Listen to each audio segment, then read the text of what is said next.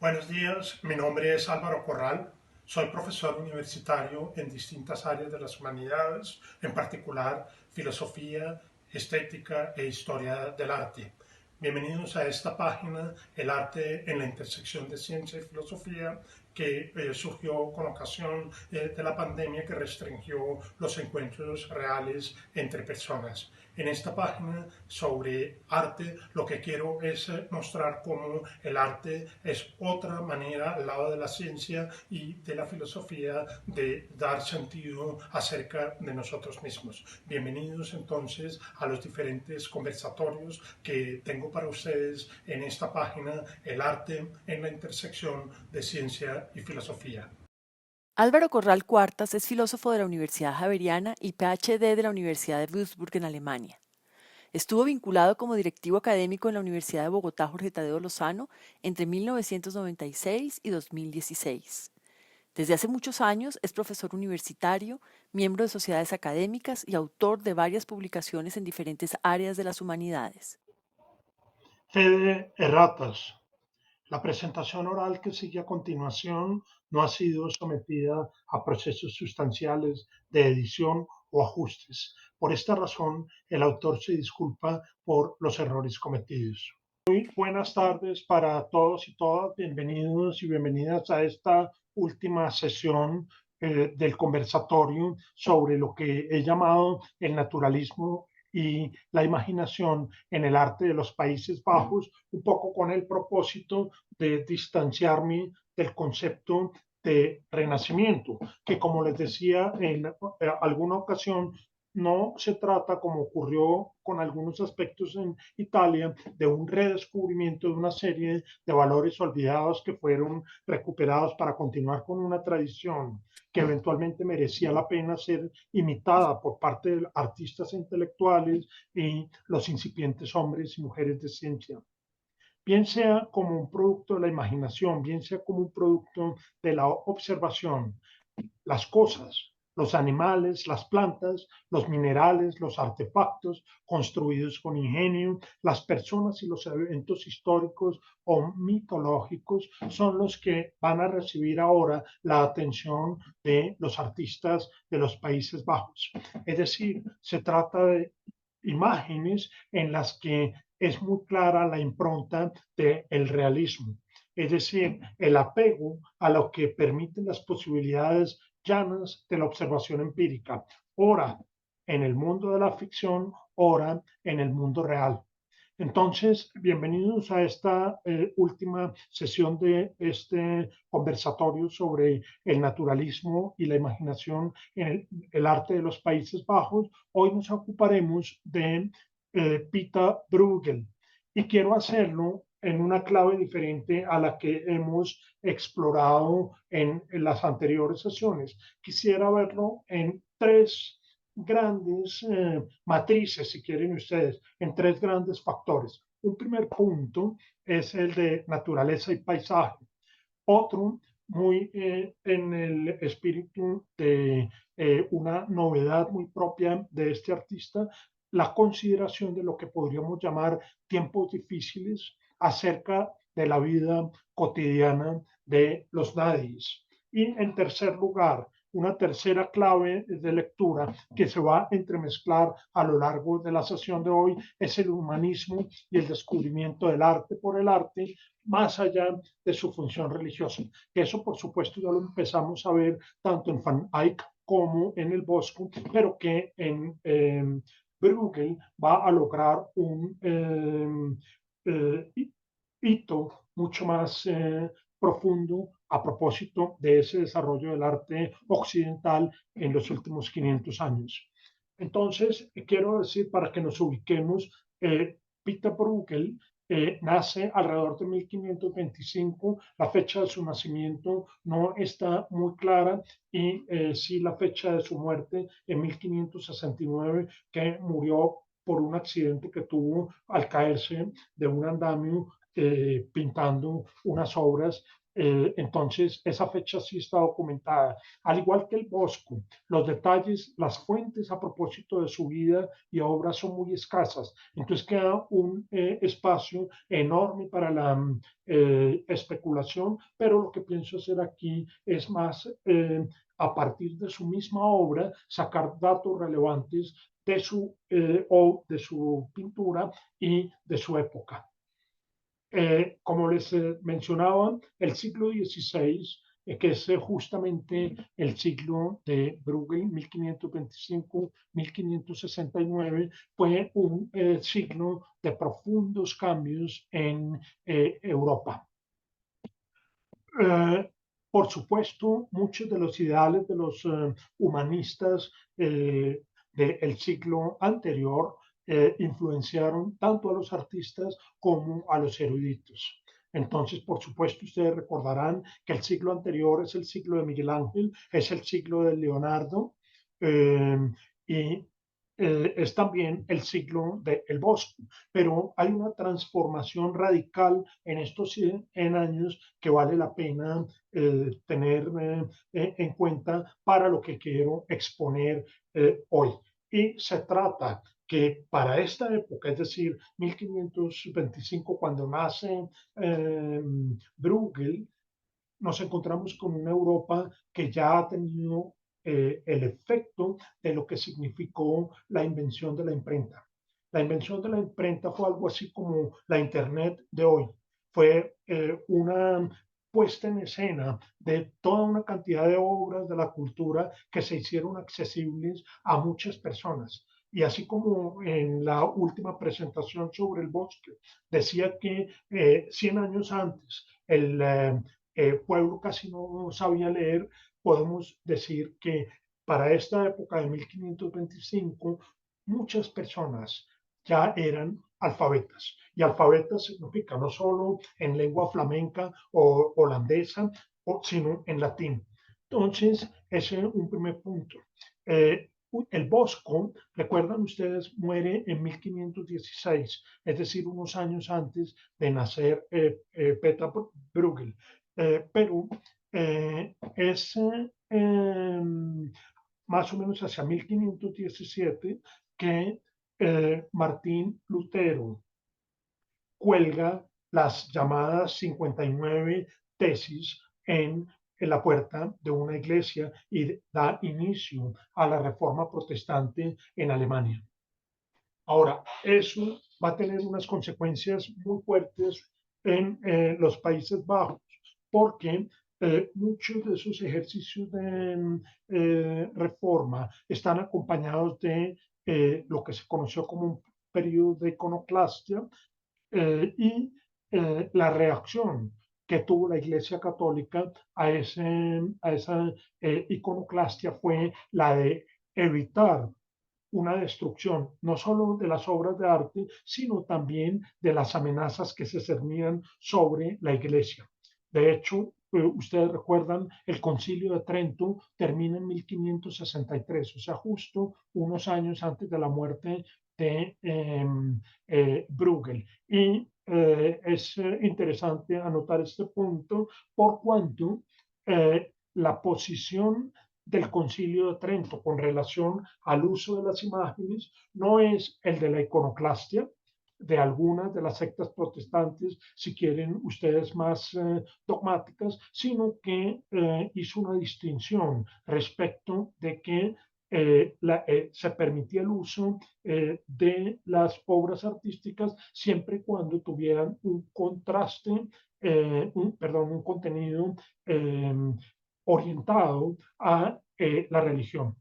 Y eso es algo que vamos a ver un poco más adelante. Por otro lado, vale la pena recordar que todos los Países Bajos en este momento estaban divididos más o menos en 17 provincias que ustedes saben, contrastado con Alemania y con Francia, pues los Países Bajos, hoy en día Luxemburgo, algo del norte de Francia, Holanda y Bélgica, pues son eh, dominios territoriales poco extensos comparado con Alemania y con Francia.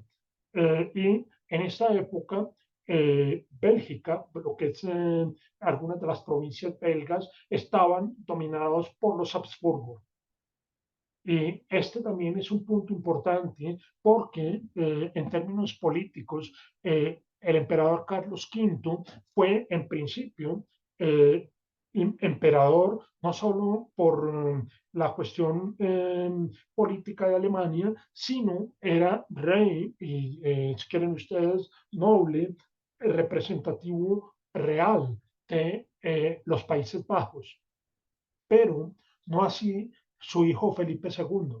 Felipe II desplazó, si quieren ustedes, el imperio de Brujas o de Amberes o de Bruselas a España. Y eso tiene unas consecuencias políticas muy fuertes porque los holandeses se sintieron que no estaban representados. Y esa va a ser una de las fuentes de las disputas que va a tener durante más de casi, pues está la guerra de los 80 años, pero por supuesto va a ser una fuente de distanciamiento político, entre otras porque incluso Felipe II ni siquiera hablaba flamenco, como sí lo hacía Carlos V. Carlos V era políglota, hablaba alemán, hablaba flamenco y por supuesto hablaba español. Entonces aquí en esa transición, recuerden que Carlos V abdica en favor de Felipe II, en esa transición va a haber una transformación muy fuerte en términos políticos que ciertamente se va a ver reflejada en las obras de Bruegel. No quiero detenerme mucho más en estas precisiones, pero sí me interesa mostrar un poco en qué siglo y qué tan tormentoso fue el siglo en que vivió Bruegel. En la sesión de hoy aspiro a no mostrar más de 12 obras de Bruegel. He hecho un esfuerzo por dejar varias de lado y esta tiene un significado muy personal para mí porque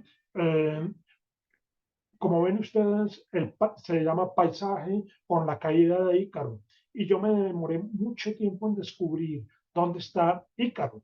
Pero antes o para entrar en el análisis de esta obra, lo que me parece importante decir a propósito de la clave de leer las obras de Bruegel en una descripción del paisaje es tomar en cuenta el concepto que ofrece el historiador alemán Ludwig von Waldas, que denominaba este tipo de paisaje del mundo como un Weltlandschaft.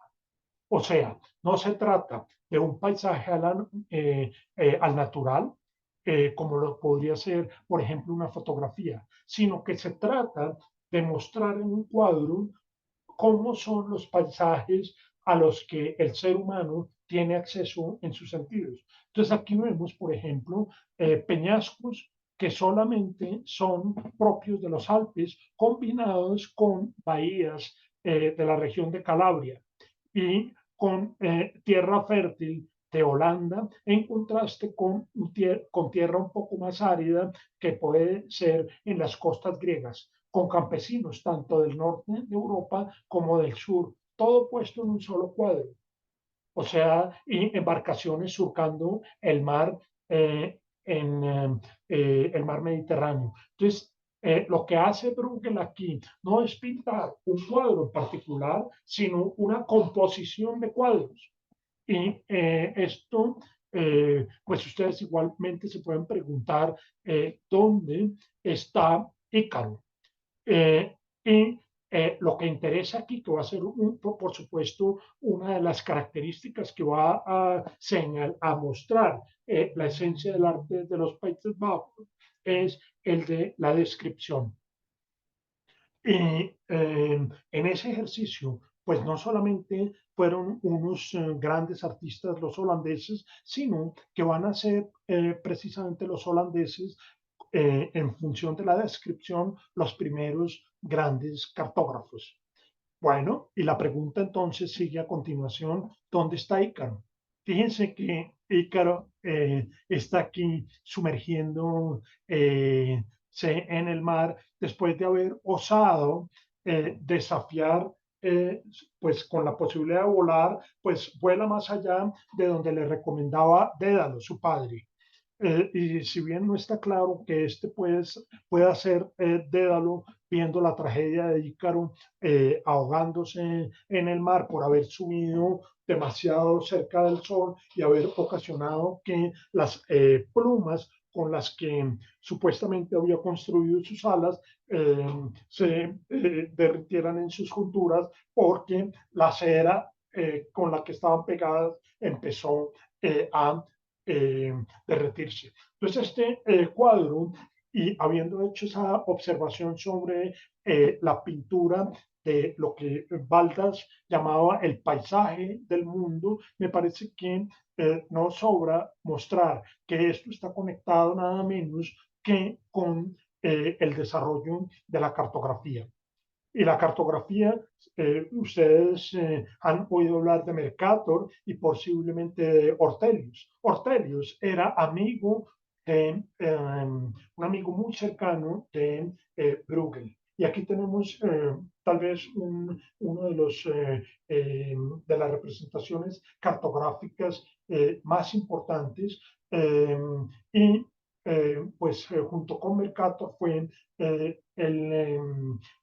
si se quiere, el padre de la cartografía moderna, donde vemos, por ejemplo, que en este atlas ya hay una concepción muy clara de los meridianos y de los paralelos y, por supuesto, de las distribuciones, perdón, de las distribuciones de las tierras aún por conquistar. Si ustedes se dan cuenta, prácticamente ya se conocían la tierra Antártida, pero todavía, por ejemplo, bastaba por identificar que Australia y Nueva Zelanda fueran continentes independientes o del norte de los Estados Unidos y Canadá.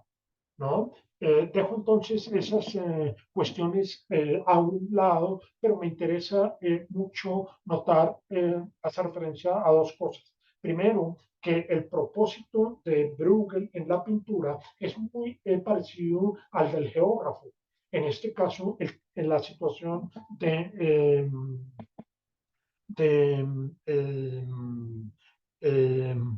eh, Ortelius. Entonces, y Ortelius fue geógrafo de Felipe II. O sea, pues era para tanto España como Portugal y por supuesto para los Países Bajos en su expresión en el norte de Europa, pues absolutamente fundamental para la expansión política y comercial tener buenos mapas. Eh, hay una segunda conexión que me parece muy importante anotar aquí y es la inscripción que vemos en latín abajo, que dice, Quid potes videri magnum in rebus humanis qui eternitas omnis, totiusque mundi notat sit magnitudo. Esta es una cita de Cicerón que traduce más o menos lo siguiente, pues, ¿qué puede ser más importante para los asuntos humanos para alguien que abarque la eternidad y conozca la vastedad del universo? Esto refleja un poco ese interés eh, de los intelectuales de pretender abarcar la totalidad del mundo conocido y no solo en el aspecto geográfico como lo está haciendo Ortelius aquí, sino que siguiendo un poco también la noción que desde la antigüedad había establecido Ptolomeo, el geógrafo no solamente debe dar cuenta de la Tierra, en este caso a través de un mapa, sino que también es tarea del geógrafo dar cuenta de la naturaleza humana. Y es interesante porque esa reflexión que viene pues por vía de Ptolomeo, que es del siglo III, se conjuga con la reflexión que hemos visto aquí citada por eh, Ortelius citando a Cicerón, sino indicando que es tarea del geógrafo no solamente la descripción de lo grande, sino la descripción de lo pequeño. Y es el mismo Ortelius el que dice que en esa descripción de lo pequeño, o sea, de las características geográficas más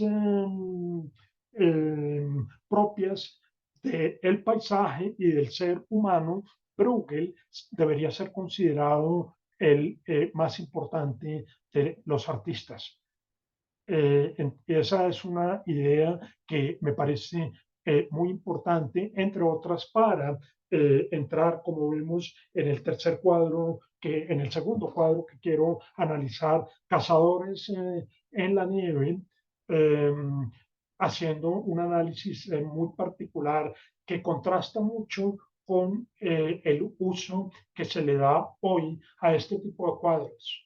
Este tipo de cuadros normalmente es el tipo de cuadros que se ponen en las postales de Navidad que la gente suele enviarse de un lado al otro del mundo.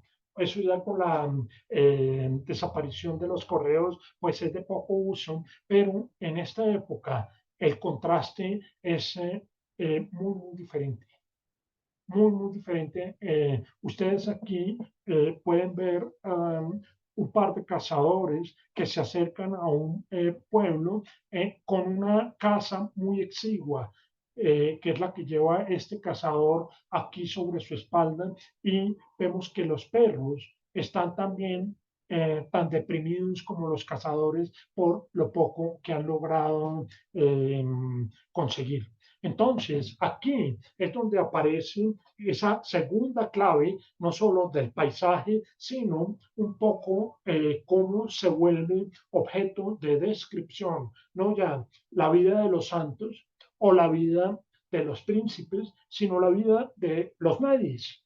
Es decir, de la gente que no tiene nombre, pero que tiene unas vidas. Al fondo vemos una escena de diversión en un invierno muy fuerte. En esta época, este siglo fue descrito como una pequeña edad de hielo, y varios de los artistas documentaron con mucha precisión esa situación. Y también vemos cómo el paisaje alpino que está a la derecha se contrasta con el paisaje de un puerto que puede ser de cualquiera de los puertos de los Países Bajos.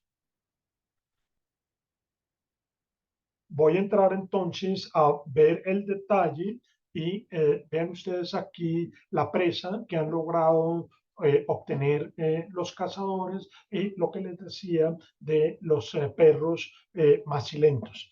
Entonces, aquí hay un asunto que me parece digno de mención, y es mostrar que Bruegel tenía un conocimiento muy profundo de las nociones ópticas propias de la Edad Media, que son tan frecuentes en los pintores del Renacimiento. Si ustedes se dan cuenta, miren la forma como los reflejos de las pisadas en la nieve contrastan con el reflejo mismo de la nieve. Es decir, hay un tono oscuro que no empiezan directamente en el pie, sino que están en cierta medida separadas por un fragmento de brillo.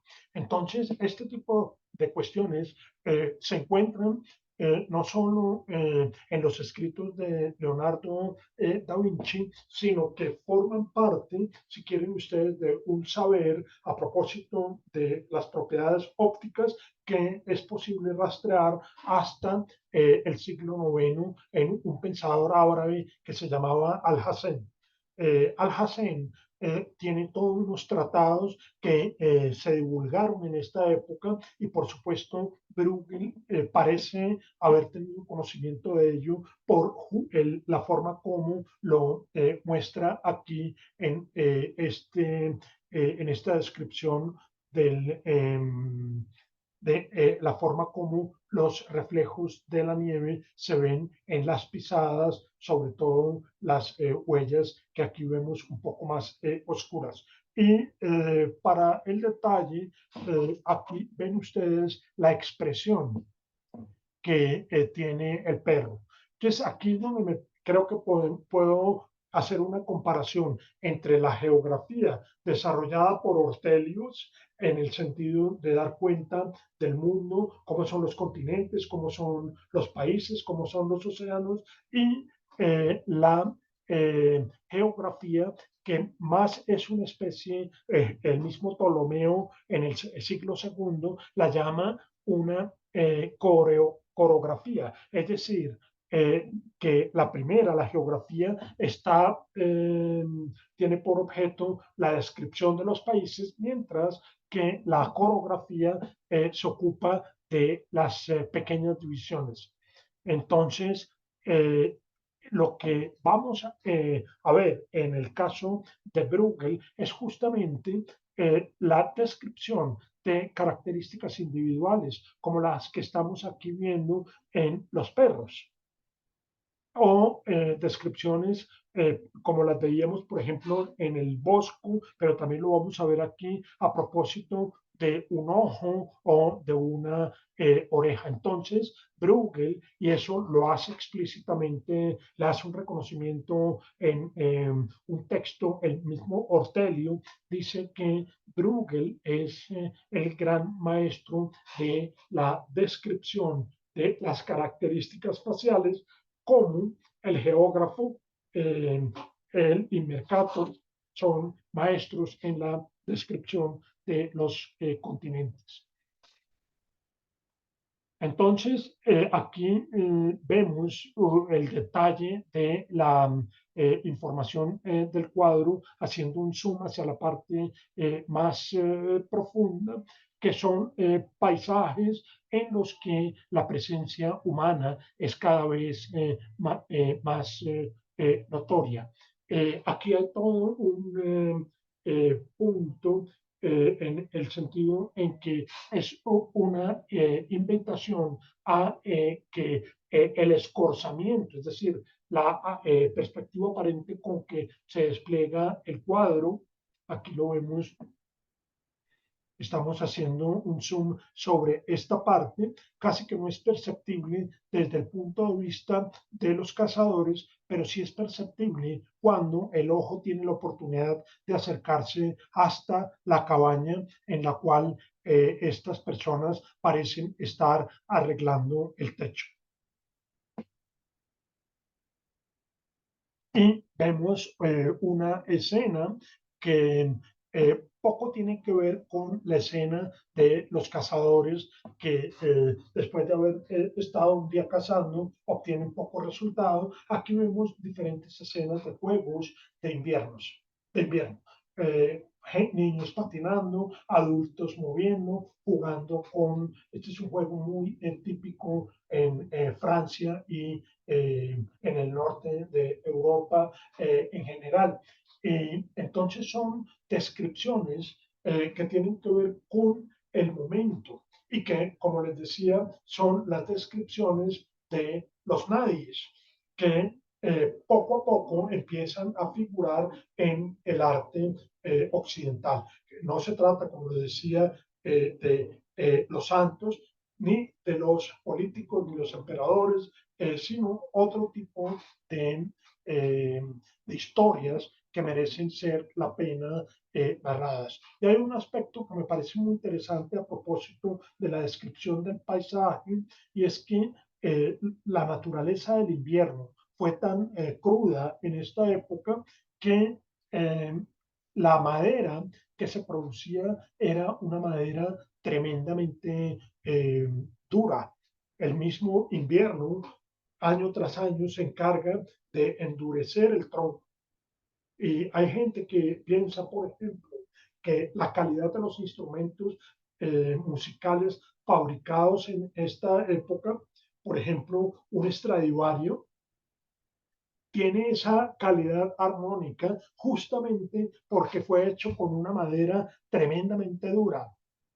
Por supuesto, las láminas de un violín son muy delgadas, pero si esa madera no es corcho, sino es una madera endurecida, en este caso por los fuertes inviernos que vivió Europa en esta época, pues tenemos aquí un aspecto que nos muestra la conexión entre las cosas. Bien, otro detalle que me parece interesante y que por supuesto no se alcanza a ver en la visión de conjunto es el de el letrero de la posada, donde si ustedes lo ven aquí, pues es un detalle completamente insignificante, pero cuando uno hace un zoom y se acerca, alcanza incluso uno a leer cuál es el nombre de la posada. Y en flamenco, el nombre, este aquí es el venado. Y este aquí es el venado tiene una referencia a una cuestión mitológica o si quieren ustedes religiosa con la visión de San Huberto. San Huberto, que es el dios de la caza, y de ahí la relación con los cazadores que se acercan a la posada, se convirtió o tan pronto como vio que un venado que iba a cazar llevaba un crucifijo con Cristo crucificado entre los cuernos, tal como lo muestra esta miniatura medieval. Eh,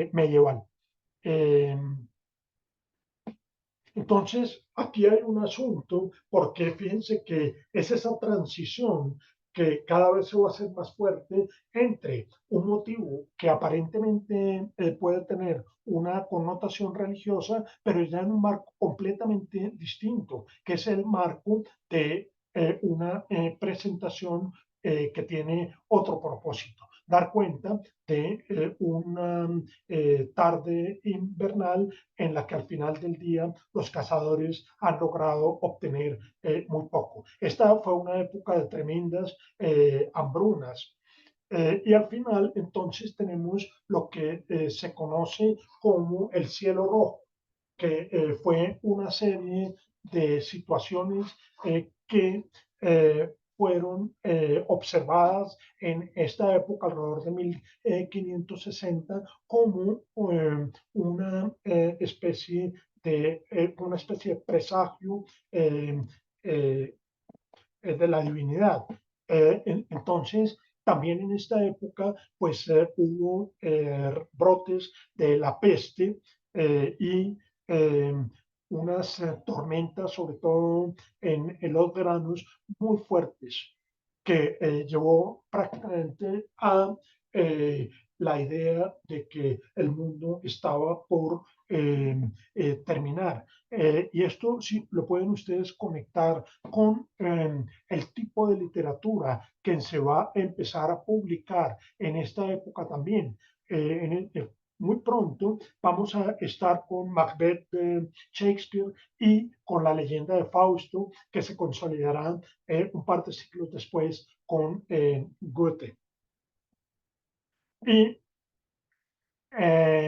para ya terminar el análisis de este cuadro, hay un asunto que poco a poco involucra al espectador en la función de interpretar el cuadro. Y es que, si ustedes se dan cuenta, la composición, en este caso, invita a un direccionamiento que tiene que ver no solo con el sentido que debe tener la lectura, en este caso de izquierda a derecha, sino como después del ascenso es necesario que los ojos al menos se orienten a lo que está pasando más allá del centro del paisaje en este lago congelado. Termino con esa combinación del Weltlandschaft, de ese paisaje del mundo en el que pues está el contraste del paisaje alpino. Hay que decir, Bruegel pasó unos años en Italia y pues a eso volveremos más tarde, pero él se impresionó muy especialmente por los paisajes, no tanto por las ruinas del Imperio Romano, sino más que todo por los paisajes y en este caso cómo combina el paisaje alpino con el paisaje de los Países Bajos. Esta pintura eh, en la historia del arte se concibe como la pintura de género y por género es como la pintura de tema específico, que eso a muchas personas les causa un terrible aburrimiento y muchas veces las salas en las que se encuentran estas obras pues son recorridas muy rápidamente porque prácticamente es como si la fotografía hubiesen suplantado lo que esta pintura de género pretendía ser. Y por eso le he dedicado un poco de tiempo a esta presentación, porque para esta época era absolutamente central la descripción de, en este caso, por ejemplo, las pinturas de estaciones y documentarlas un poco de manera análoga a como lo hacía el geógrafo con los mapas. Era una manera de dar cuenta del tiempo, era una manera de dar cuenta de las estaciones, era una manera de dar cuenta de las preocupaciones de la gente. Y por esta razón es que he incluido esta pintura en el análisis de hoy. Por cuestiones de tiempo no alcanzo a presentar otras en las que se muestra creo que en la que se muestran otras estaciones, pero pues sí me quiero detener en ese detalle de ver en la pintura de género, como se conoce en la historia del arte, algo más que una simple descripción del paisaje o una simple descripción de la rigurosidad de las estaciones. Y llego con esto a una pintura lleva por título La matanza de los inocentes. Como se ve, pues uno aquí tiene la pregunta, ¿dónde están los inocentes? ¿Dónde están los niños que fueron matados por orden de Herodes? Y de verdad, pues uno tiene que hacer mucho esfuerzo para ver por aquí cómo son llevados o sacados los niños y asesinados aquí, en este caso, por tropas que llevan todas las características de ser mercenarios alemanes o soldados españoles. Es decir, aquí Bruegel nos está invitando a pensar una escena bíblica en un contexto político muy particular, que es el de la terrible guerra que iban a soportar los Países Bajos con la dominación de la corona española por la situación política que mencionaba hace un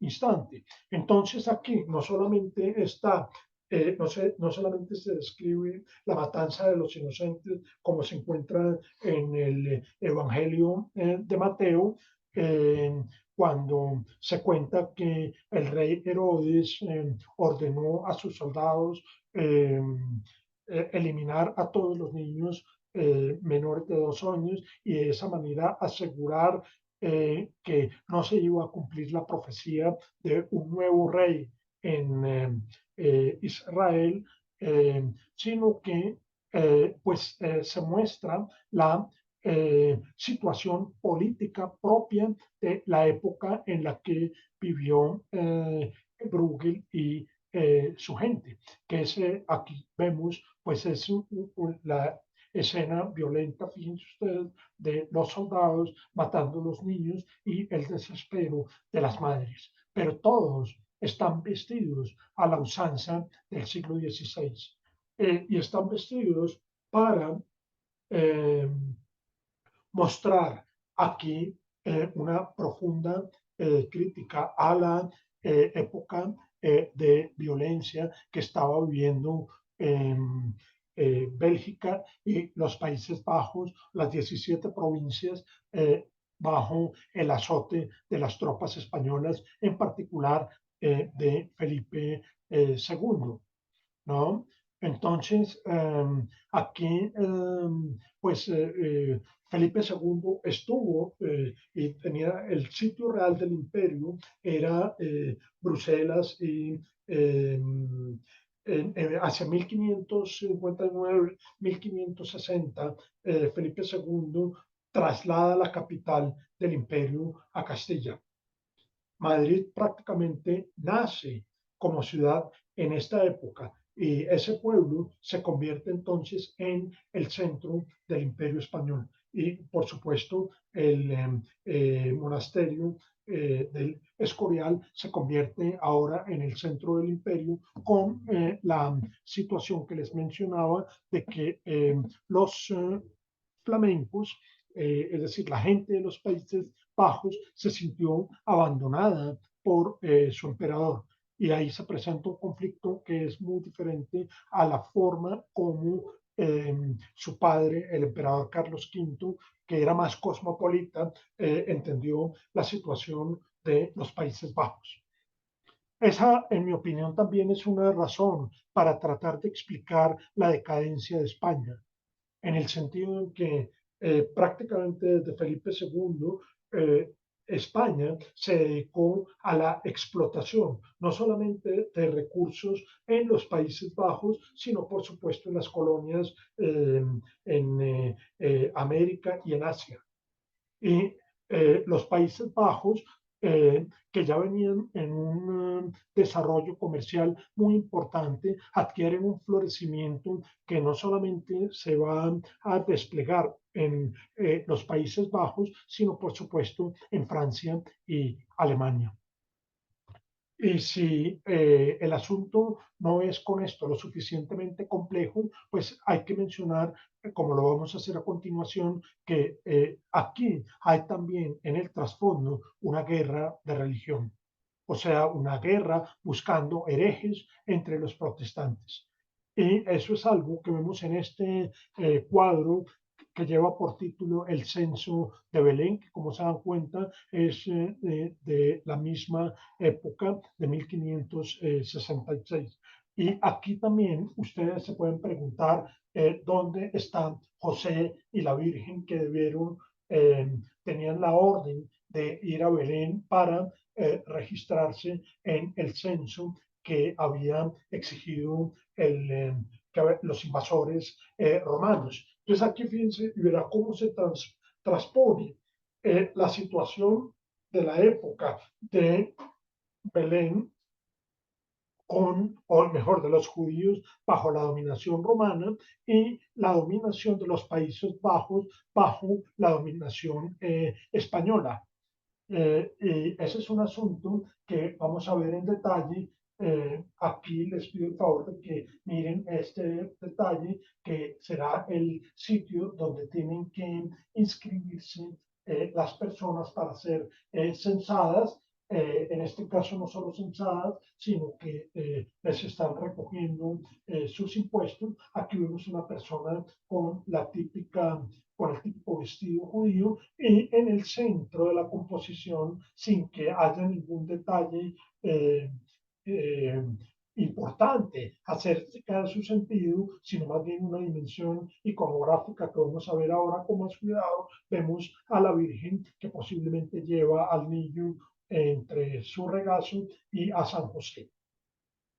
Es interesante el detalle porque iconográficamente aquí sí ya tenemos detalles para identificar a San José con todos sus instrumentos de carpintería. Aquí ven ustedes el taladro a la mano y el taladro en el cinto, perdón, las espátulas en el canasto y la sierra al hombro. Con María, en el Evangelio no se sabe si el niño Jesús ya había nacido o si en el momento del censo era necesario que fueran los bebés. Entonces aquí eso no queda claro. Pero el segundo detalle que quiero que observen es que el lugar en el que hay que realizar el censo está Aquí vemos el águila bicéfala con la orden del toisón de oro, que es la doble representación del imperio romano-germánico y que en este momento pues estaba en cabeza de Felipe II. Entonces estos son detalles que están justamente encima de la puerta donde los funcionarios, entre ellos un judío, pues están pagando sus impuestos. Entonces, no solamente es la labor del censo, o si quieren ustedes, sí, del censo propio de lo que quería hacer Roma en las provincias de Judea, sino que también es el cobro de los impuestos al César Habsburgo, a España. Entonces, pues ese es un aspecto interesante que se muestra en esta imagen. Y el segundo es mostrar cómo en esta época, en los Países Bajos, los judíos no eran perseguidos como si lo fueron en el sur, en España. Para esta época, por supuesto, ya los judíos llevaban más de 100 años de haber sido expulsados y la Inquisición lo que se dedicaba era buscar judíos conversos. Pero en el norte todavía los judíos podían hacer podían practicar la fe. De hecho, muchos de los judíos que pudieron escapar lo hicieron hacia Holanda. El filósofo Spinoza es justamente el heredero de una familia de judíos portuguesa que pudo escapar y establecerse en España, en Holanda, perdón. Tenemos otro detalle que nos va a permitir hacer la transición hacia lo que quiero mostrar hoy, y es que pues la escena del censo ocurre en el mes de diciembre. Y en los Países Bajos, en lugares donde hay un invierno muy fuerte, había una tradición muy importante relacionada con lo que estamos viendo aquí, con la matanza del cerdo, que en este caso, fíjense ustedes, aquí la mujer recibe la sangre del cerdo para hacer las morcillas y los chorizos, pero era un momento muy esperado, sobre todo en una época de enorme pobreza en la que para sobrevivir había que alimentarse bien.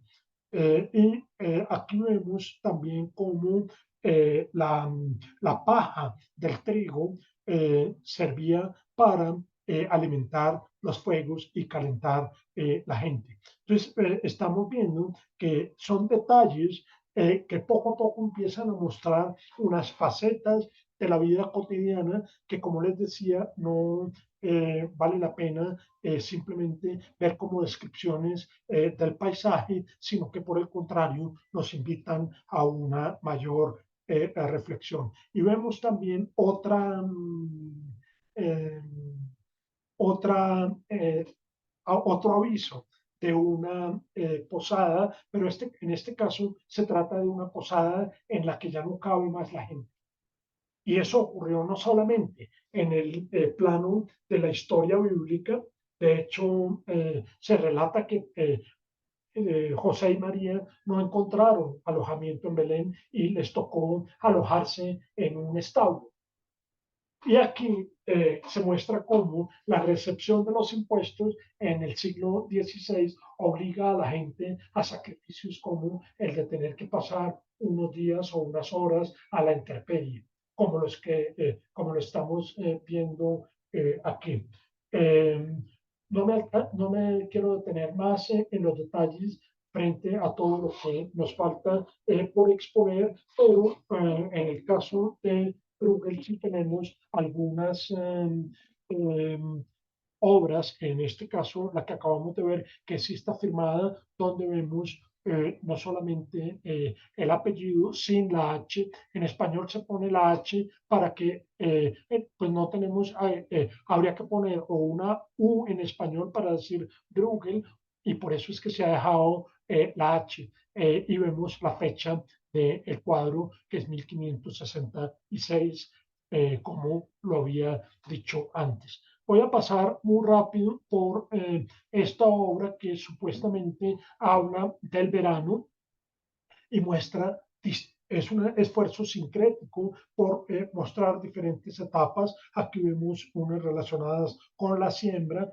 otro relacionada con el corte y con el disfrute del pan después de haber sido procesado. Pero como les digo, no me detengo mucho aquí, paso adelante y muestro esta imagen que se llama El país de Jauja.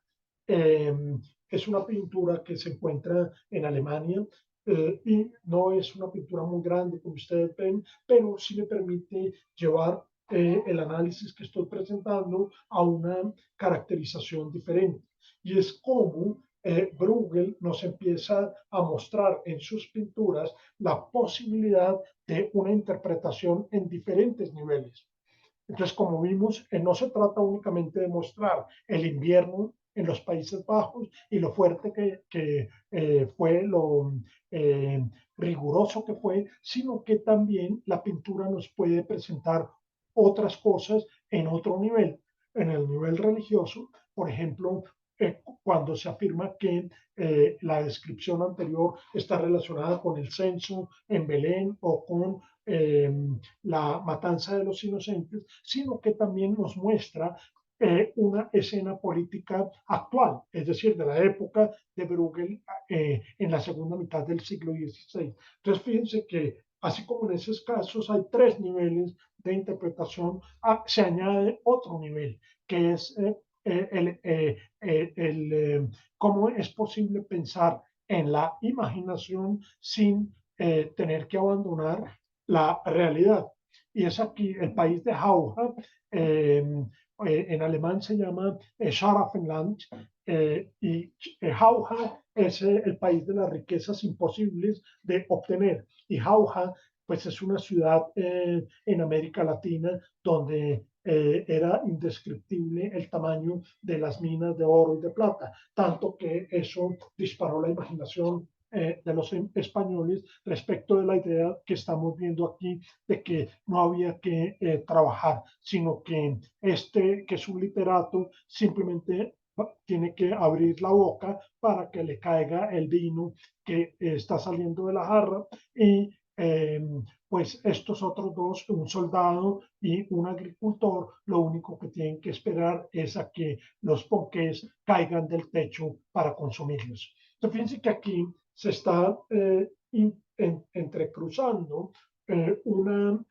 cuestión que tiene que ver con un mito popular y que va a ser objeto de nuestra atención más adelante. Y hay otros asuntos como por ejemplo este ganso o pato que se sirve a sí mismo en el plato o el cerdo que lleva en el lomo, entre el tocino, por decirlo de alguna manera, el cuchillo con el que puede ser cortado. Y el cacto, si se dan cuenta, está compuesto de panes. Entonces, de esa manera, pues Bruegel hace una descripción de la Scharafenland, el país de Jauja, como se conoce en español, o el país de la cucaña, como se conoce en francés. Y vemos entonces cómo es que se llega al país de Jauja, que es en la esquina superior derecha, aquí lo tenemos. Al país de Jauja se llega de acuerdo con eh, con el mito flamenco que al respecto se llega atravesando un pastel de avena. Entonces aquí vemos al señor saliendo del pastel de avena luego de haberse comido un pedazo para ingresar en el país de Jauja. Aquí quiero hacer un contraste. a propósito de lo que mencionaba de los diferentes niveles de descripción. Y he traído esta ilustración del poeta Hans Sachs de esta época. Vivió justo en el siglo XVI, respecto de la importancia que tenían en esta época no solo los relatos religiosos, como lo acabamos de ver, sino también los relatos populares, como este del país de Jauja o el que tenemos aquí, que tiene por título El ruiseñor de Wittenberg. Es interesante porque el subtítulo dice aquí el que se puede oír ahora por todas partes. Y en alemán antiguo está lo que está escrito aquí abajo. Yo os digo cuándo o dónde aquellos callan y cómo aquellos gritarán hasta mover las piedras. Este es un texto de presentación de la reforma propuesta por Lutero, pero puesta en el nivel, si quieren ustedes, popular, hecho para que la gente lo pudiera leer. Entonces, aquí ya no estamos en el siglo del Bosco, es decir, el siglo anterior, donde muy pocas personas tenían acceso a los libros, sino estamos, por el contrario, en un momento en el cual pues el gran éxito de la reforma, yo me atrevería a decir que tuvo una de sus causas en el desarrollo de la imprenta. Es decir, que la clase media y eventualmente algunos de las clases populares podían leer. Y después, si a eso se le añade la circunstancia de que lo que primero que quiso hacer Lutero fue poner la Biblia en el idioma vernáculo, en este caso el alemán, pues es poner esa idea protestante a la que ya nos hemos referido varias veces, poner a Dios en el contexto de legibilidad de cualquiera que pueda ser. Y eso nos lleva a la presentación de uno de los cuadros más interesantes de Bruegel, que también se suele despachar muy rápidamente como un cuadro de paisajes y que lleva por título Los proverbios flamencos.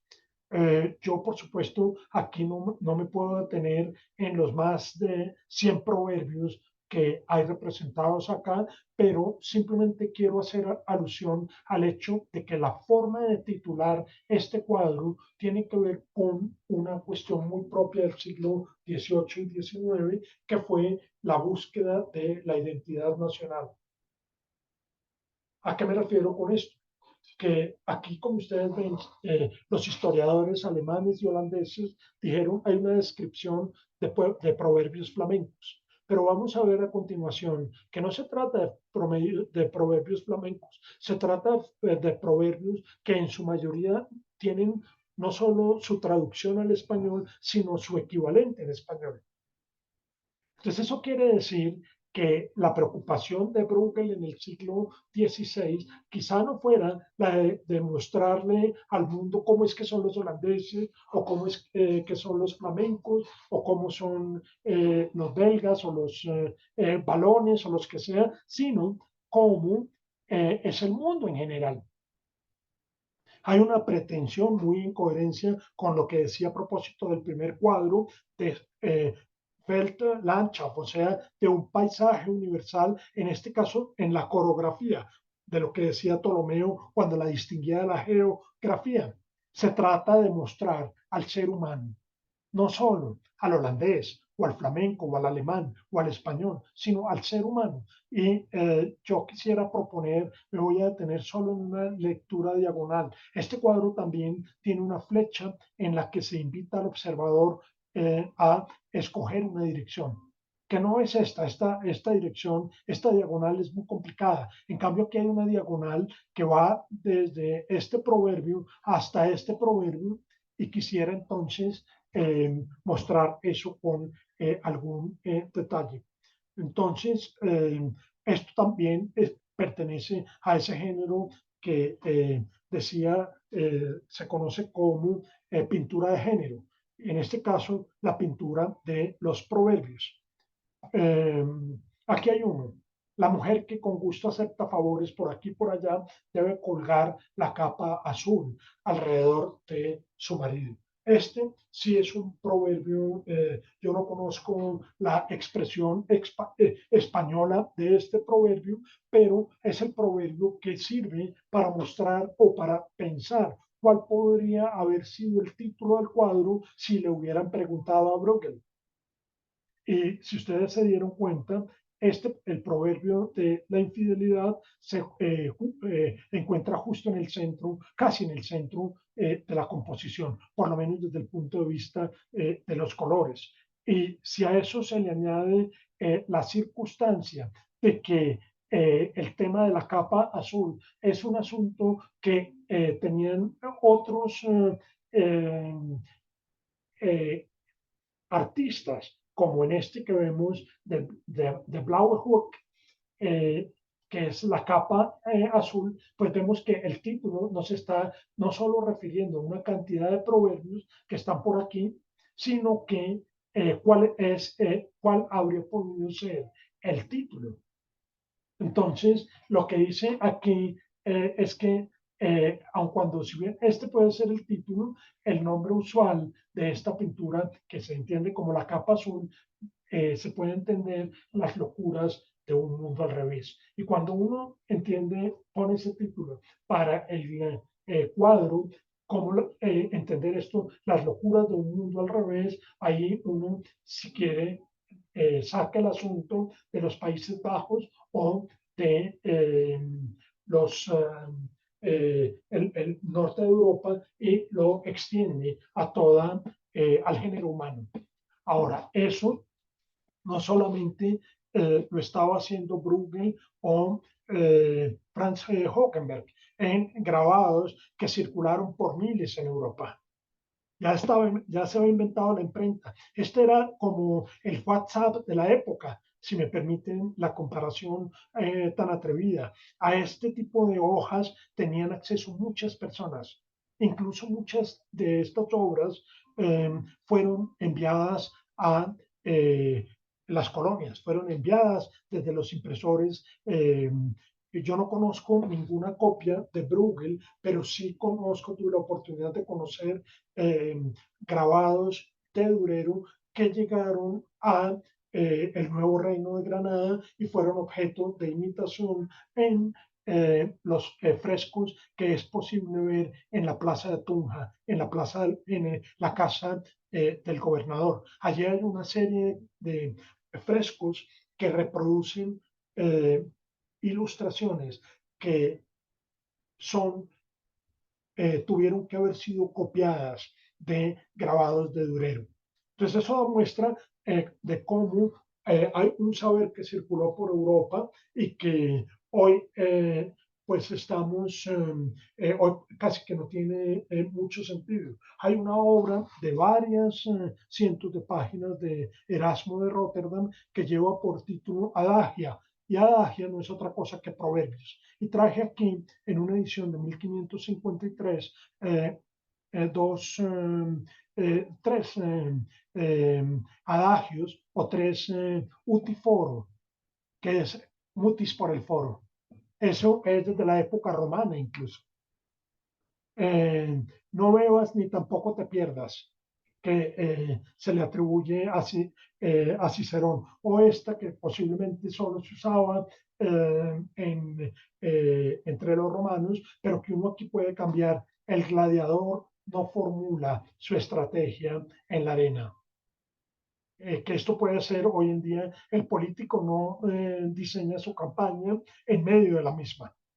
¿No? Entonces, fíjense ustedes cómo el asunto de los proverbios tiene para esta época una dimensión muy importante. Yo creo que aquí sobra decir cuál es este proverbio.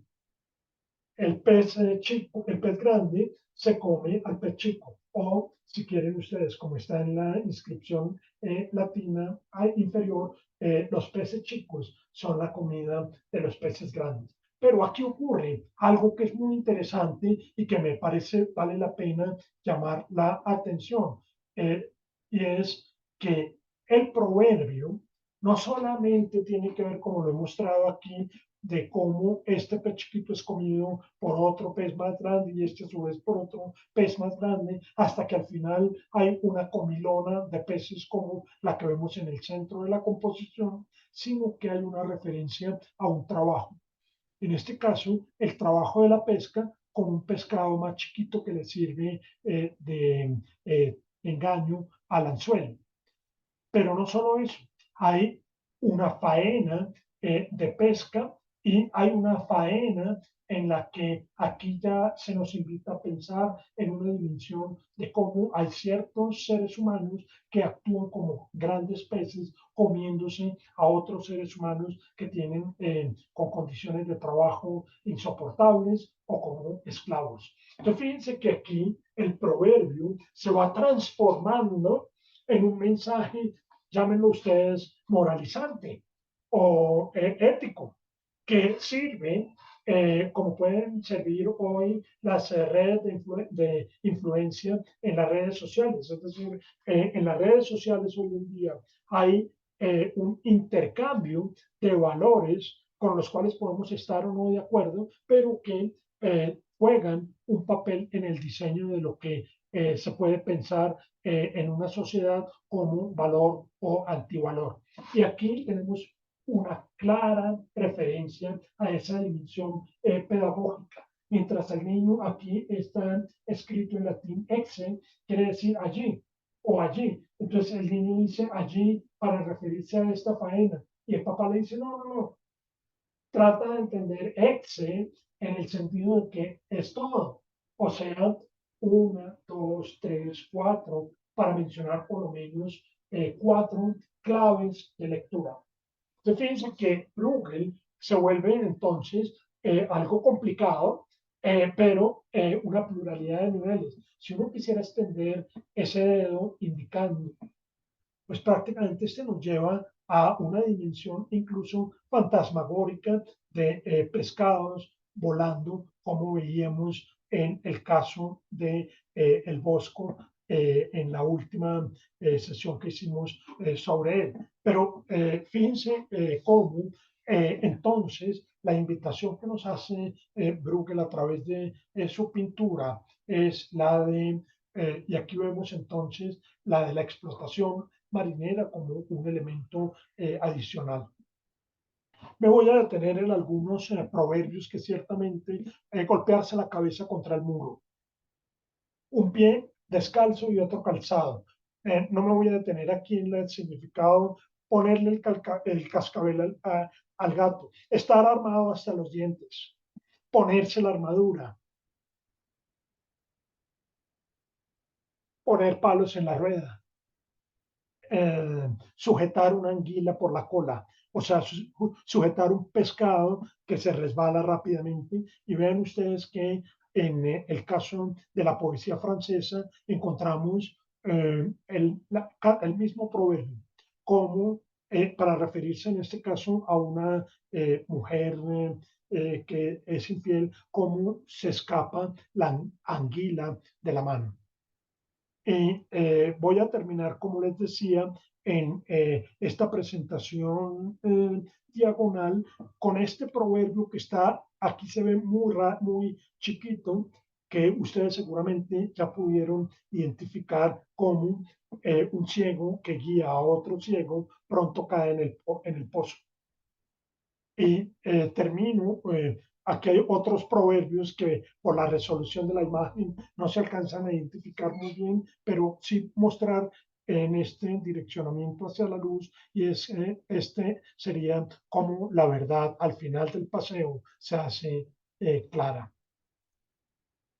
Entonces, el proverbio de los ciegos se lleva a un cuadro que es justamente un cuadro que se encuentra en el Museo del Capodimonte en Nápoles, en el que vemos 6 ciegos guiados por este que ya cayó.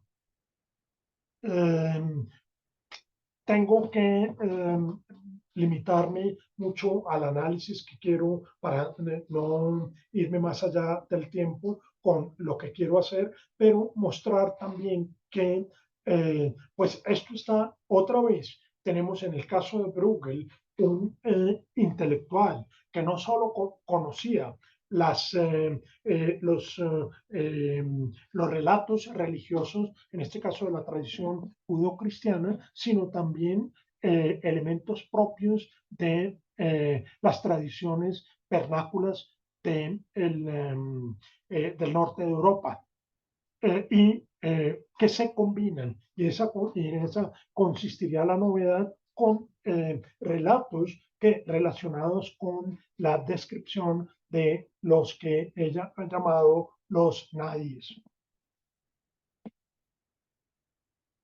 Eh, Algunos autores han interpretado la descripción de esta iglesia que se ve al fondo de la composición como una iglesia dedicada a Santana, que es justamente la patrona de los ciegos en las cercanías de Bruselas. Y si ustedes se dan cuenta, también esta pintura tiene una inclinación que nos pone en concordancia con la sensación de pérdida del equilibrio. Y otro aspecto, y es que aquí vemos otra vez la zanfona. ¿Se acuerdan el instrumento medieval que les mostré en el cuadro del Jardín de las Delicias en el infierno del Bosco? La zanfona era un instrumento musical relativamente barato con el cual los músicos, en este caso los ciegos, podían obtener con mayor facilidad reformas. Podían obtener limosnas. Y hay otro aspecto sobre el que no me puedo detener mucho hoy, y es que algunos autores, sobre todo desde el siglo XIX, oftalmólogos, han hecho investigaciones muy cuidadosas sobre descripciones, ¿no? Por ejemplo, en este caso, han sugerido que las pupilas oculares han sido extraídas o diferentes glaucomas como los que vemos en estos otros dos ciegos. No me puedo detener aquí, simplemente si estas descripciones van a el que fue el maestro de Freud en Francia, Jean-Martin Charcot.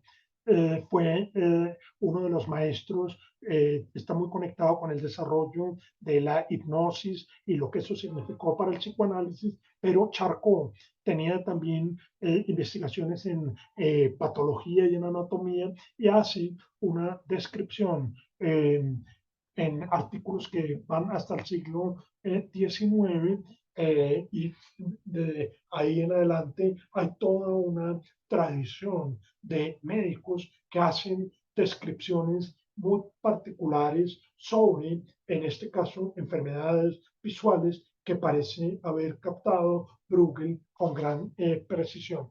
Pero quiero terminar el análisis de esta pintura con un soneto de Charles Baudelaire en Las Flores del Mal, y lo traigo a colación porque no es un soneto sobre los ciegos en general, sino que Charles Baudelaire le dedica a Bruegel una serie de reflexiones muy importantes que permiten establecer que justamente Baudelaire tuvo como referencia este cuadro para el soneto que voy a leer a continuación. Contémplalos, alma mía, son realmente horrendos, parecidos a maniquíes, vagamente ridículos, terribles, singulares como los sonámbulos, asestando no se sabe dónde sus globos tenebrosos. Sus ojos, de donde la divina chispa ha partido, como si miraran a lo lejos, permanecen elevados hacia el cielo, No se les ve jamás hacia los suelos, inclinar soñadores su cabeza abrumada. Atraviesan así el negror infinito, este hermano del silencio eterno, oh ciudad, mientras que alrededor nuestro tú cantas, ríes y bramas, prendada del placer hasta la atrocidad. Mira, yo me arrastro también, pero más que ellos, ofuscado, pregunto, ¿qué buscan en el cielo todos estos ciegos?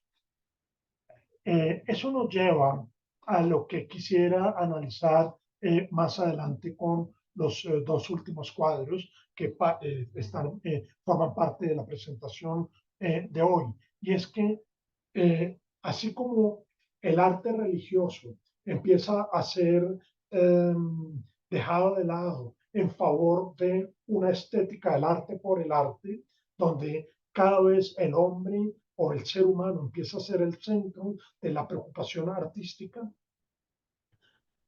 poco a poco también vemos cómo Dios va saliendo de la escena. Y eso lo vamos a ver más adelante. Hemos llegado a un cuadro que también es muy similar en tanto en su color, en su tamaño, con el cuadro de los proverbios, que es la referencia a los niños jugando, que tiene que ver con otro proyecto pictórico relacionado con lo que se conoce como las edades del ser humano, que viene a ser muy frecuente en esta pintura, en la pintura del Renacimiento, describir la infancia, la adolescencia, la juventud, la madurez, la vejez y la muerte. Aquí entonces vemos una gran cantidad de descripciones de juegos, muchos.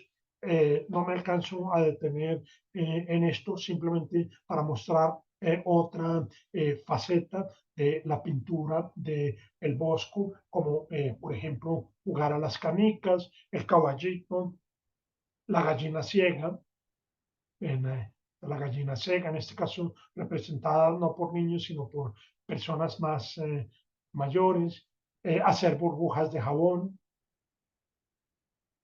la sillita de la reina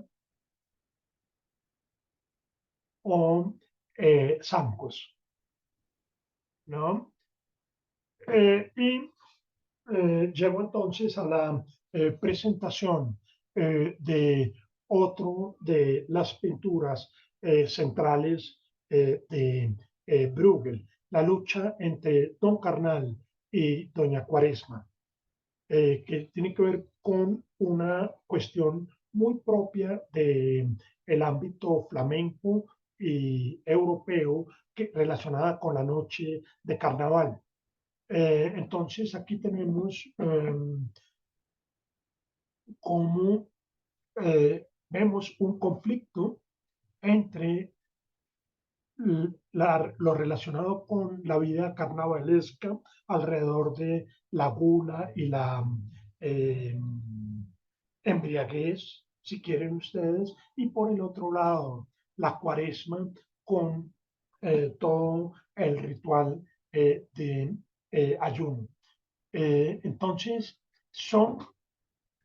se está mostrando aquí el conflicto y el conflicto que es necesario identificar en diferentes niveles, porque no es solamente la descripción de una tarde de carnaval previa al miércoles de ceniza, si ustedes quieren, sino que es una muestra otra vez del conflicto político y del conflicto religioso que se estaba viviendo en este momento. Es decir, aquí vemos al carnaval sentado, representado por un gordo que está sentado en un barril y que lleva como sombrero un pastel.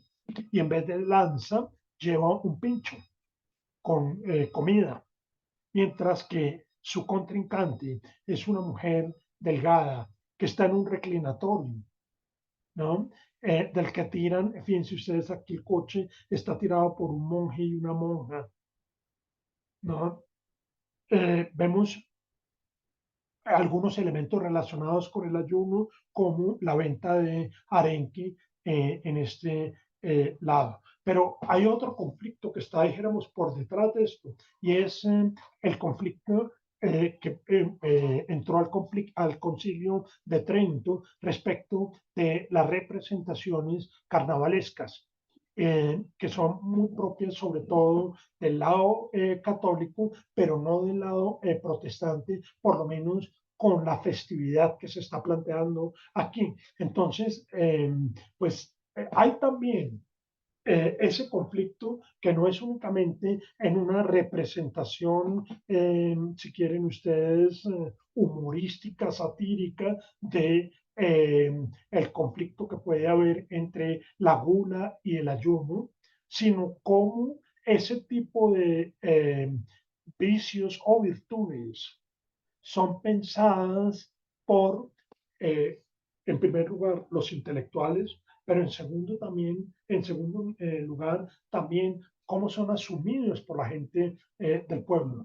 Y vemos cómo en esta escena pues está presente una catedral de la cual salen algunos fieles, unos pobres y otros ricos. Fíjense aquí la forma como estas personas mejor vestidas entregan limosna, en este caso a una madre con su bebé expuesto, eh, y otros, aquí hay otros jugando, por ejemplo, al trompo, una escena de una panadería abierta, otra escena de juego. Entonces, todo esto en una mezcla de muchos elementos que llevan a pensar, como les decía, en la necesidad de interpretarlo en diferentes niveles. Tenemos aquí un acercamiento de la figura concreta, como de este lado están los placeres de la gula y la embriaguez, y del otro lado el ayuno, la abstinencia, y cómo también eso no es propio únicamente de el Bosco, sino que es propio de la época, que nosotros justamente ya por vivir 500 años después, pues nos queda muy difícil entender no solo la representación que hay aquí, en este caso vemos a Doña Cuaresma con la expresión en flamenco, y a Don Carnaval eh, encima del barril, y con la iglesia que posiblemente sea la de Santana a la que nos referíamos antes.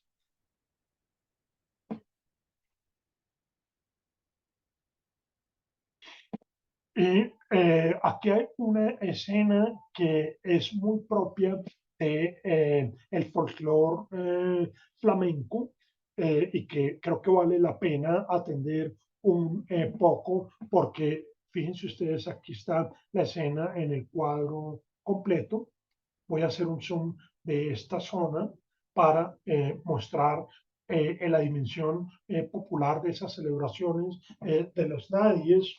Eh, Aquí vemos un grupo de personas que está tratando de gastarle una broma a este personaje que no alcanza a ver qué es lo que está ocurriendo.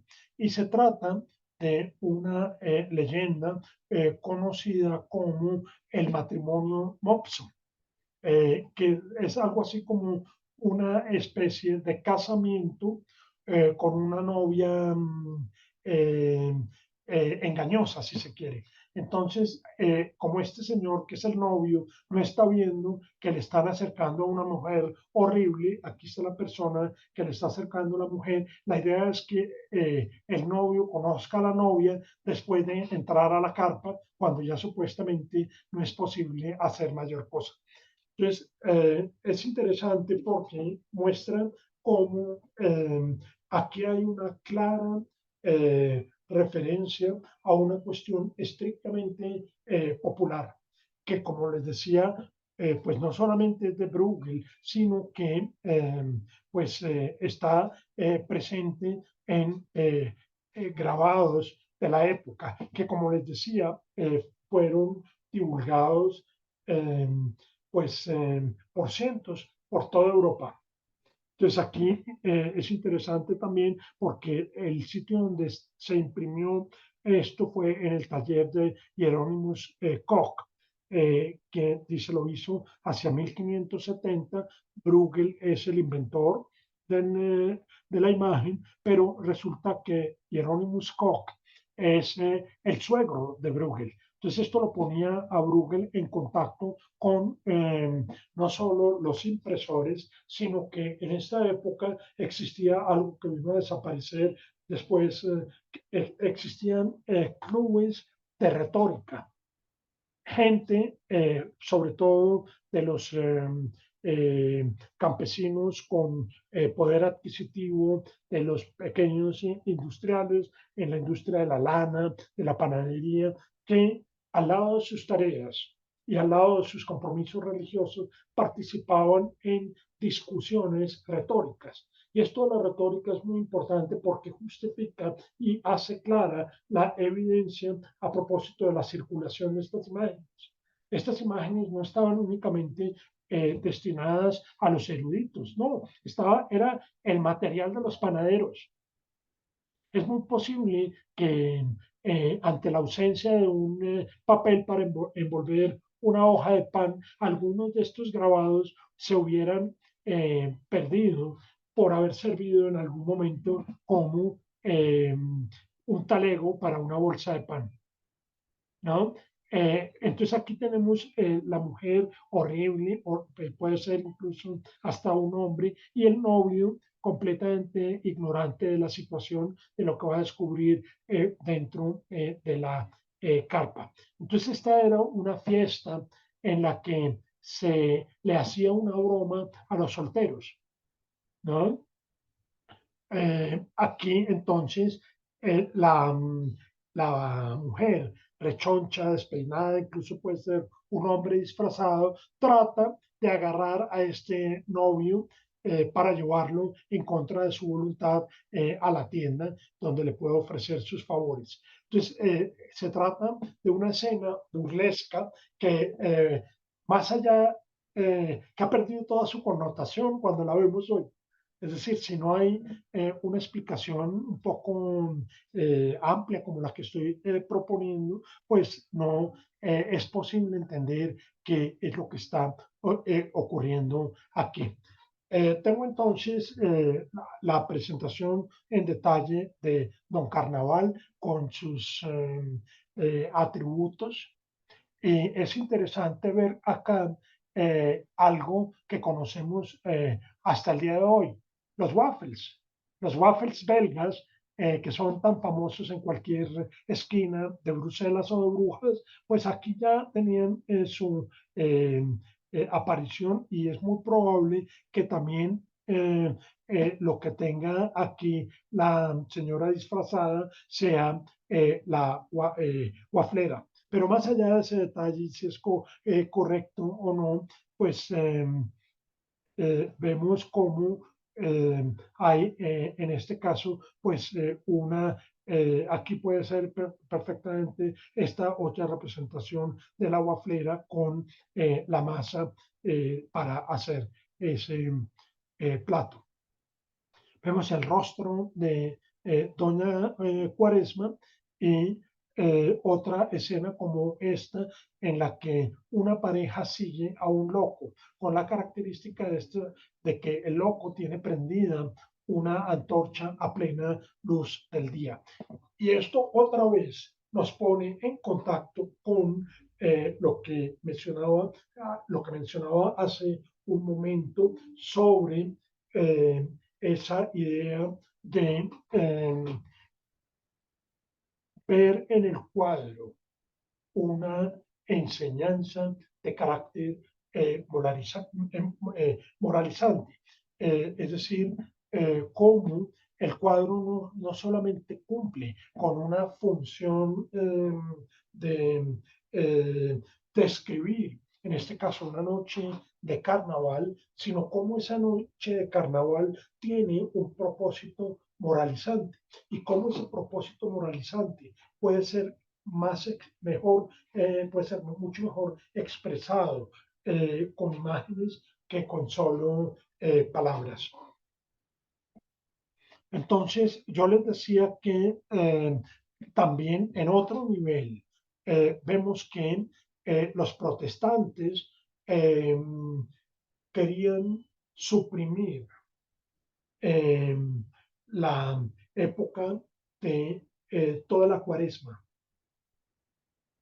porque eh, en algunos de los pensadores protestantes eh, la idea del pecado no se resuelve con 40 días de ayuno. Hay un problema muy serio en términos teológicos sobre el cual Bruegel está también dando aquí su opinión. No para decir cuál de los dos partidos debería el espectador tomar, es decir, nosotros, incluso después de 500 años, sino más bien cómo eh, esa continuidad de las buenas obras o de las malas obras es la que perfila el camino hacia la salvación o hacia la condena.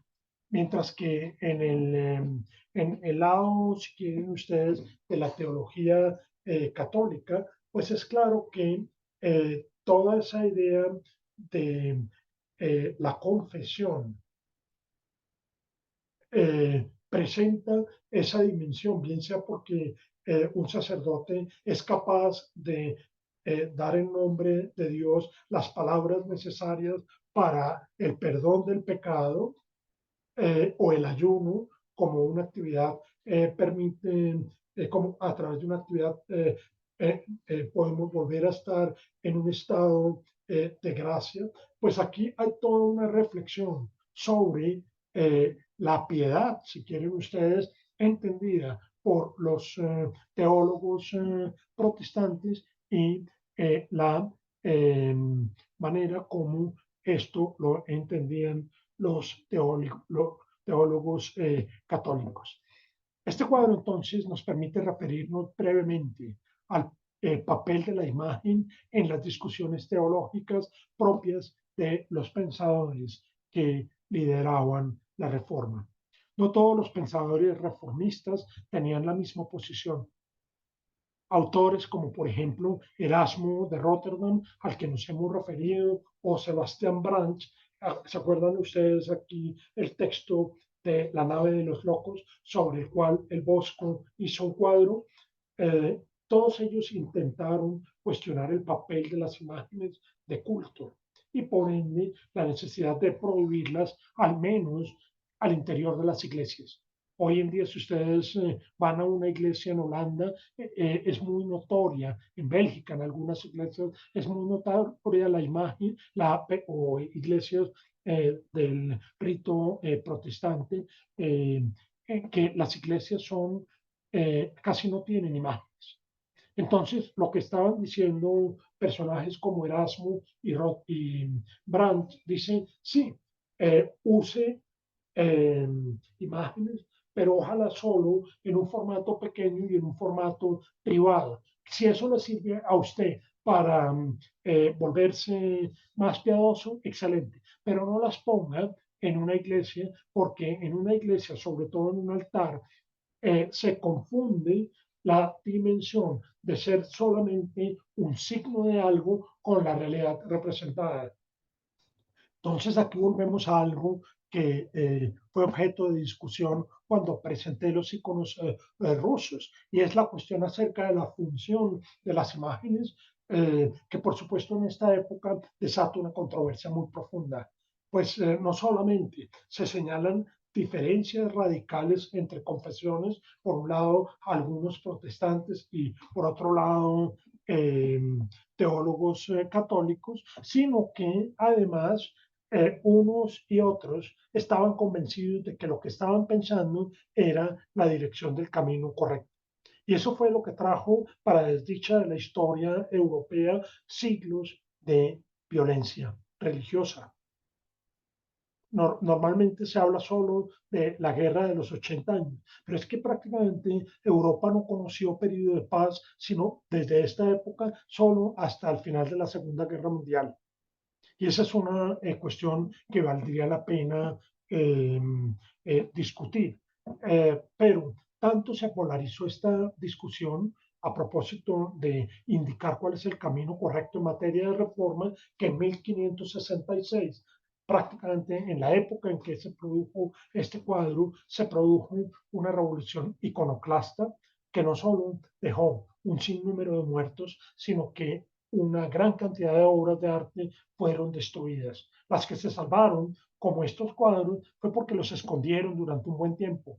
Lo mismo la Madonna de Miguel Ángel, a la que hice referencia, una de las piedad de juventud que está en una iglesia de Bruselas. Afortunadamente se salvó de la iconoclastia porque la escondieron.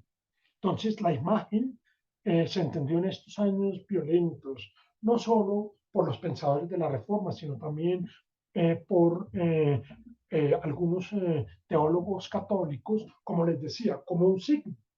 Es decir, hay que entender cuál es la diferencia entre el signo y el retrato y la persona. Pues que el signo, la materialidad del signo es papel, la materialidad eh, de Cristo es Cristo mismo. Pero cuando Cristo está en una obra de arte, la posibilidad que tiene la interpretación subjetiva, en este caso del espectador, es de confundir el signo con la realidad. Y cuando eso ocurre, pues se puede eh, lograrse que la gente en esa confusión confunda la materialidad del signo con la materialidad de Cristo y empiece a idolatrar la imagen, o sea, el papel, que es solamente un signo de Cristo crucificado. Si esa explicación es más o menos clara, entonces yo lo que quiero sugerir aquí es que el signo es entonces una invitación desde su materialidad a pensar o sentir cosas y recuerdos solamente en nuestro mundo interior. Es decir, cuando yo veo una foto de un ser querido, yo no estoy viendo a esa persona, estoy viendo los recuerdos que me produce, los momentos agradables que compartí con esa persona. Es decir, tengo claro que cuál es el papel de la materialidad de la foto, que es un papel con unos colores y una dimensión que formo en mi cerebro cuando digo tal persona la quise mucho, con ella pasé estos y estos momentos agradables, ya no está conmigo. Pero en el plano religioso es muy fácil confundir la materialidad del signo con la materialidad de la cosa. Y ese es el objeto de la discusión tanto de Lutero como de Erasmo, como de los teólogos católicos. Lutero entonces decía, sí, llevemos las imágenes a las iglesias, pero con mesura. Y entendamos la materialidad de la imagen simplemente como una cuestión que nos permite si quieren ustedes, una aproximación a lo que esa imagen como tal representa, ¿no? Entonces, en ese sentido, las imágenes juegan un papel pedagógico, moralizante, y pueden llevar precisamente por su materialidad y por su similitud a que las circunstancias de que rápidamente sean confundidas o intercambiadas con la realidad que pretenden representar, pues traen como consecuencia que el signo deja de ser deja de serlo y se convierte, podemos decirlo, en un ícono, o sea, en algo que genera en sí mismo un culto, ¿no? Y un culto idólatra. Por eso ese pasaje de Moisés al que nos referimos en el conversatorio sobre Miguel Ángel, la entrega de las tablas de la ley es la entrega de la palabra. Y como la palabra no tiene imagen, entonces ahí es más fácil no confundir el signo, en este caso las palabras en hebreo supuestamente escritas en una piedra, con la realidad, en este caso la ley. Cuando ya la imagen se hace más visible, entonces lo que podemos estar viendo, en este caso un gordo tocando la guitarra con una monja que lleva un disfraz y una bandeja de waffles para vender, lo mismo que este loco que está aquí con los waffles y con el espejo. El espejo va a ser absolutamente fundamental en lo que viene a continuación. Entonces, esa posición mesurada por parte de Lutero no es la posición de alguien como Calvino. Calvino sí defendió una posición iconoclasta, pero justamente porque sospechaba que detrás de esa confusión era muy fácil pasar a la idolatría. Voy a terminar entonces con la presentación que tenía prevista para hoy. Aquí vemos entonces un zoom, un acercamiento a lo que está ocurriendo al interior de la iglesia, que hay que decirlo, la forma como eh, las personas, el respeto que se tenía al interior de la iglesia, no es lo que vemos hoy. Muchas veces en las iglesias se defecaba, la gente no tenía baños públicos. ¿Dónde entonces defecaba? Pues al lado de una columna. Ese tipo de cosas ocurrían en las iglesias medievales. En las iglesias, cuando no había una posada, no solo dormían los peregrinos, sino también las bestias. Entonces, la iglesia era un espacio muy diferente al de hoy. Aquí vemos como, por ejemplo, estas personas muy vestidas de negro están siendo escoltadas por sirvientes que les llevan las sillas, los reclinatorios. No había reclinatorios en las iglesias. Esa es una invención muy posterior al siglo XVI. Para terminar con el análisis del cuadro, la lucha entre Don Carnal y Doña Cuaresma, quiero hacer referencia a un detalle adicional a este que están viendo ustedes en la esquina inferior izquierda del cuadro, donde un par de jugadores están apostando, el uno con un pedazo de waffle y el otro con la moneda. Están jugando a los dados. Se trata del siguiente detalle que encontramos cerca del centro de la composición, que es una presentación de lo que se conoce como los leprosos o los tullidos. Para que ustedes vean en qué parte está el cuadro, aquí tengo la referencia. Y esto es importante por dos razones que han sido colocadas como posibles interpretaciones para entender el sentido del cuadro. Y es que está relacionado con lo que mencionaba hace un momento acerca de las posibles interpretaciones médicas.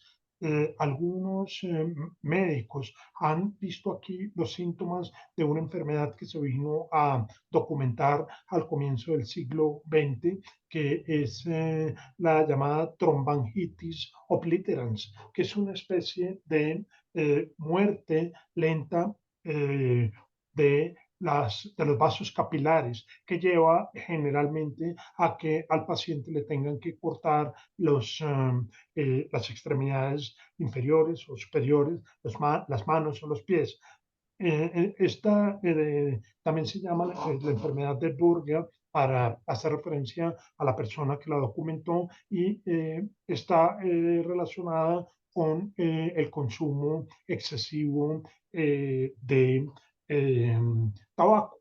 Pero en este segmento tenemos también la presencia, como se ha conocido desde mucho tiempo atrás, de los leprosos. Y resulta que en el momento de la noche de carnaval era el único momento en que en los pueblos medievales era permitido el ingreso de leprosos a los pueblos. Ustedes saben, en Europa la costumbre de tener a los leprosos fuera de la ciudad era una costumbre muy importante, pero en términos de prevención de extensión de la enfermedad, pero en la noche de carnaval se permitía el ingreso a la ciudad. Pero al mismo tiempo, el médico francés discípulo de Charcot, que les decía fue uno de los profesores de Freud en la finales del siglo XIX, cree ver aquí manifestaciones de la parálisis muscular debido a la sífilis. Entonces, pues esto continúa en el esquema de lo que veíamos antes a propósito de la parábola de los ciegos. Esta parte del cuadro es un referente de otro cuadro de Bruegel, que esto es muy común en estos autores de construir citas dentro de sus mismas obras. Y termino entonces con este cuadro, que es el único de Bruegel que se encuentra en el Museo del Louvre. Es el cuadro de los mendigos o lisiados, que ustedes pueden apreciar el parecido que tiene con la presencia en el cuadro de la lucha entre don Carnal y doña Cuaresma. Entre los intentos que se han hecho para la interpretación de este cuadro, hay uno de contexto histórico, es decir, además de la lectura en clave de enfermedades que incluso no se habían documentado en esta época, sino solo como les decía, hasta el siglo XX, aquí parece que la clave de lectura es una clave política y esa clave política está relacionada con las colas de zorro o de tejón que aparecen encima de las solapas de los lisiados, como una alusión histórica a un partido rebelde que se formó en la época de Felipe II y que se llamaban a los Göks, es decir, que aparecen aquí como mendigos, pero también como eh, críticos políticos. Y ese es el tipo de cuestiones que me permite ejemplificar muy bien la coincidencia de diferentes niveles de interpretación. Entonces, si alguien supone que esto tiene una lectura política, perfectamente el autor puede decir, no, es una lectura que tiene que ver con los presos, perdón, con los mendigos o con los lisiados, y no más. Pero después de 500 años, es posible entonces que tengamos otro nivel de interpretación que complementa la lectura de lo anterior. Por otra parte, eh, parece que ustedes ven aquí, están con diferentes sombreros. Se destaca, por ejemplo, una corona de papel que hace referencia al rey, un birrete que hace referencia al soldado, una boina que hace referencia a un burgués y una mitra que hace referencia a un religioso. Entonces, aquí claramente se da una interpretación adicional porque se está mostrando también las clases sociales o 5 estamentos de la sociedad del siglo XVI.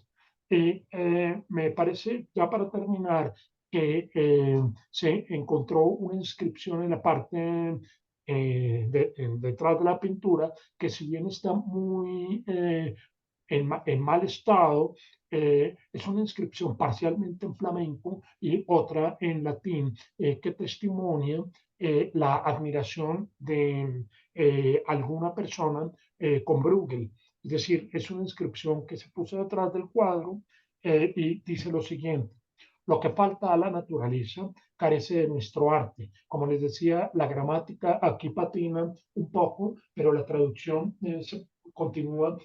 Tan grande fue la gracia otorgada a nuestro pintor. Y esto tiene que ver con la amistad que tenían el geógrafo Ortelius con Bruegel, en el sentido en que fue Ortelius quien precisamente puso a Bruegel como el más importante de todos los pintores flamencos y lo compara con la naturaleza. Dice, la naturaleza es tremendamente creativa cuando hace cosas, pero los artistas son tremendamente creativos cuando ponen en pinturas sus imágenes.